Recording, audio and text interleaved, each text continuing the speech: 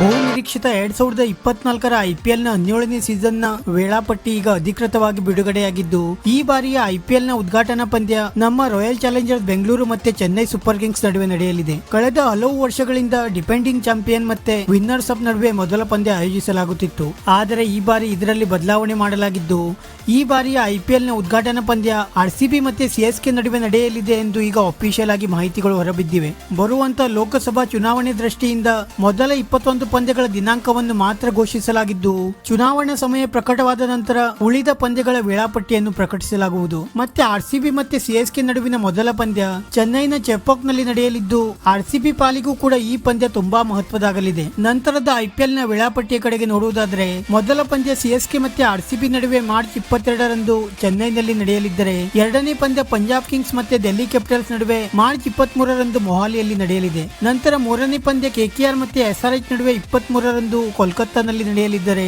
ನಾಲ್ಕನೇ ಪಂದ್ಯ ರಾಜಸ್ಥಾನ್ ರಾಯಲ್ಸ್ ಮತ್ತೆ ಲಕ್ನೋ ಸೂಪರ್ ಜೈಂಟ್ಸ್ ನಡುವೆ ಮಾರ್ಚ್ 24ರಂದು ಜೈಪುರ್ನಲ್ಲಿ ನಡೆಯಲಿದೆ. ನಂತರ ಐದನೇ ಪಂದ್ಯ ಗುಜರಾತ್ ಟೈಟನ್ಸ್ ಮತ್ತೆ ಮುಂಬೈ ಇಂಡಿಯನ್ಸ್ ನಡುವೆ 24 ಮಾರ್ಚ್ 2024ರಂದು ಅಹಮದಾಬಾದ್ ನಲ್ಲಿ ನಡೆಯಲಿದ್ದರೆ, ಆರನೇ ಪಂದ್ಯ ಆರ್ಸಿಬಿ ಮತ್ತೆ ಪಂಜಾಬ್ ಕಿಂಗ್ಸ್ ನಡುವೆ 25 ಮಾರ್ಚ್ 2024ರಂದು ಬೆಂಗಳೂರಿನ ಚಿನ್ನಸ್ವಾಮಿ ಕ್ರೀಡಾಂಗಣದಲ್ಲಿ ನಡೆಯಲಿದೆ. ಉಳಿದ ವೇಳಾಪಟ್ಟಿಯನ್ನು ಇಲ್ಲಿ ನೀವು ಗಮನಿಸಬಹುದು. ವಿಡಿಯೋ ಇಷ್ಟ ಆಗಿದ್ದರೆ ಲೈಕ್ ಮಾಡಿ ಮತ್ತೆ ಚಾನೆಲ್ ಅನ್ನು ಸಬ್ಸ್ಕ್ರೈಬ್ ಮಾಡಲು ಮರೆಯಬೇಡಿ.